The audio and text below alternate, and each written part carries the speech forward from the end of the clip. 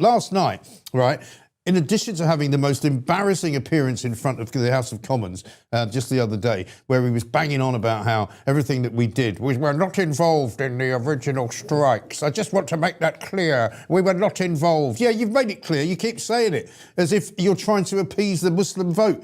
All these wallies who seem to want to think that they're going to defend Keir Starmer basically keep saying things like, oh, well, he's doing the right thing because it's an illegal war. Well, excuse me, not one person has actually come out and said that it's an illegal war. Not one expert has said that it's an illegal war. Not one expert has said that the Americans and the Israelis are acting unlawfully, because international law is a very movable feast. It's a complete and utter sort of shambolic collection of regulations set up by a bunch of, I don't want to say the word, wallies in The Hague, right, the International Court of Justice, who seem to be completely and utterly anti-Semitic, who hate everything that Israel does, don't like Donald Trump very much, and will basically tell you, you can't do that because we say it's illegal. Same goes for the United Nations. Oh, what a surprise. The United Nations thinks that Donald Trump might be doing something a bit off the cuff and he shouldn't be doing it. These are the same people that let China do what they want, that let Russia do what they want,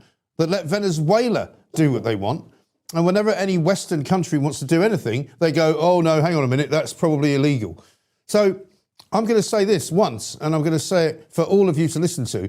Keir Starmer, while he tries to hide behind international law, has no reason to believe that what is going on currently over the skies of Iran and Tehran is illegal, because nobody said it. So Michael Ellis, the former Attorney General of this country, was on Nigel Farage's show last night on GB News, right? And he completely ripped apart Starmer's arguments about how it's illegal. Because basically you can find a lawyer that will tell you anything. If you want something to be declared illegal, then go and find a lawyer, say to them, look, this is what we'd like, see if we can draw you gently towards what it is that we want, and get them to say, yeah, you're absolutely right, that's illegal. Because anybody can do that. And that's the point. We've got a lawyer to speak to right now, Stephen Barrett. Very good morning to you, Stephen. Welcome to the big show. I don't know if you managed to see Sir Michael Ellis last night, but I happen to think he's a rather clever man. I happen to think he was a very good Attorney General, and he, by absolutely no shadow of a doubt, completely destroyed Keir Starmer's sort of legal arguments, if you like, because nobody has declared anything that the Americans have done to be in breach of international law, if there was such a thing.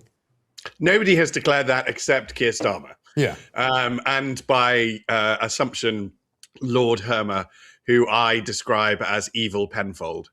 I'm very glad to have Michael Ellis on side. I was very glad to have Suella on side yesterday. I will just work out what I think the law is, and then I tell people, and if nobody's on my side, then nobody's on my side. Yeah. This time, I'm very lucky to have a great many incredibly impressive lawyers on my side. Lord Wolfson of Tredegar is powerfully on my side. Right. And I'm very grateful for that. The Prime Minister is talking nonsense, and he does it to try and control you.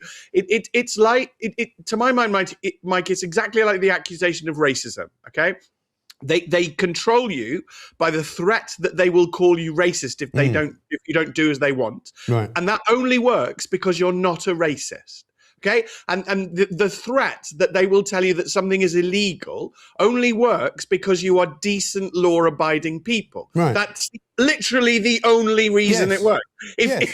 Because that's their trigger, isn't it? Because they're assuming that if you don't want to shoplift, and they tell you if you shoplift, we will arrest you, then you won't do it. Whereas if you're actually a shoplifter, you don't care.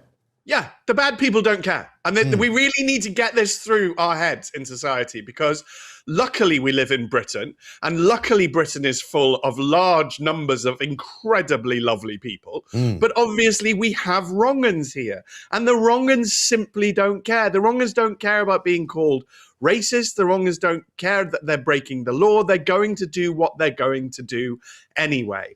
The rest of us are fundamentally decent, and we have to stop terrorizing and bullying the good people when we've got quite a number of wrong-uns. You know, that is something we actually have to address. Yes, I think so. Now, in order to ascribe the phrase wrong-uns to anybody in particular, I'm going to play you a quick clip here, because this, I think, sums up, there are two clips I'm going to play you, sums up the state of Keir Starmer's brain right now, right? He thinks it's important to put out TikTok videos, right, in which he portrays himself as some kind of, you know if you saw that old movie, Mr. Smith Goes to Washington or whatever it is, it's a bit like that. He's like, here I am in Downing Street on the phone to lots of really, really important people. Check this out. This is TikTok. Emmanuel, Friedrich, really good to hear from you. I think we are all concerned about what could happen within the next couple of hours or days. We weren't involved, as we've made clear, in the strikes, although we are operating defensively in the region in relation to our assets and liabilities and allies. I think we've completed nearly all of the regional calls, have we? Prime Minister, how are you? Hi. How are These you? are very big decisions. I want to hear your views, helping with the principles that we should apply as we go forward from here. Not joining the offensive. Yeah. This is about collective self-defence of regional allies, British civilians are now at risk. Good. You are going to be put through to the office of the President of Cyprus. We're deploying a Type 45 air defence destroyer to help defend Cyprus.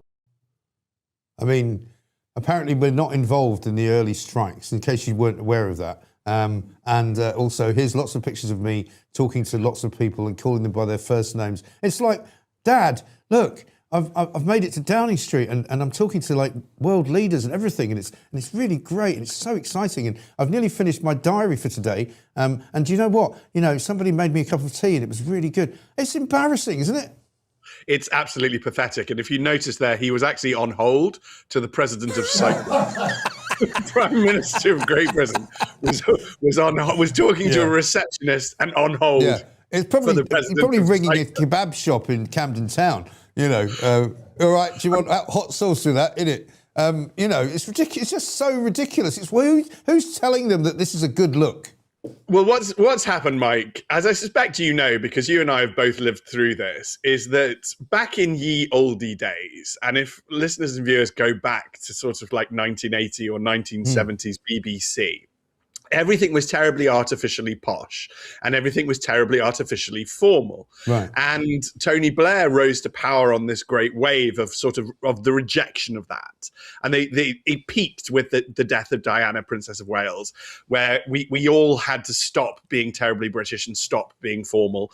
And we all had to suddenly become terribly informal. Yes. And you got the incoming Conservative Prime Minister, call me Dave, and just formality went out of the window. We're now, the pendulum has now swung so far the other way that it now looks absolutely ridiculous and preposterous, childish, silly and stupid. And our Prime Minister is on hold to the President of Cyprus because this has gone on way too far. Right. I think, Mike, we need to get things like calling people Mr. and Mrs. back. I think we need to get basic manners back. You're absolutely right. One of the things that really winds me up is when you get people either in a shop or on the phone, from some banking organisation or an energy company calling you mate. All right, mate. Yeah, that's outrageous. Go, hang on. I don't know you. You don't know me. I've no idea what you look like. Please do not call me mate. No, and we don't need to go back to letters of formal introduction, but and I'm quite a jolly and friendly soul, but obviously I also experience appalling customer service, as literally everyone does. And if I experience it and they start calling me Steve, I will say things like, honestly, Mr. Barrett is fine. Yes. Yes. just to land at home, yeah. And I think we do need to go back to formality. I think the Prime Minister should probably behave with inherent dignity and respect. I'm not entirely sure this one can. As far as I can tell, he has some sort of humiliation fetish going on. Because let's be honest, Mike, he should have resigned a month ago over Peter Mandelson. Yeah. So the whole thing is a sham. I mean, can you imagine? You must wake. I mean, we've all been through difficult times in our lives, right? And when you're in one of those difficult places, you wake up in the morning with a sort of sense of dread hanging over you, going, how am I going to get through the day today? I mean, he must have been doing that every single day, and he's been doing it every single day for the best part of at least a year and a half, ever since it was described that he basically had his clothes bought by Lord Ali, and he had, his glasses bought by Lord Ali, and his wife was getting her underwear bought by Lord Ali. And ever since that moment, he hasn't really had a day where he's woken up thinking, this is a great day for me to be Keir Starmer, because there hasn't been one. Well, we assume that, but that would mean he is a normal person, which is really not clear. Yes. The best case scenario for the Prime Minister is that he's a severely damaged individual who doesn't understand what it is to be a real boy. Yeah. But there are other options for the Prime Minister, which I hope are explored in due time. And I'll say no more than that. Indeed. Well, listen, very well put, if I might say.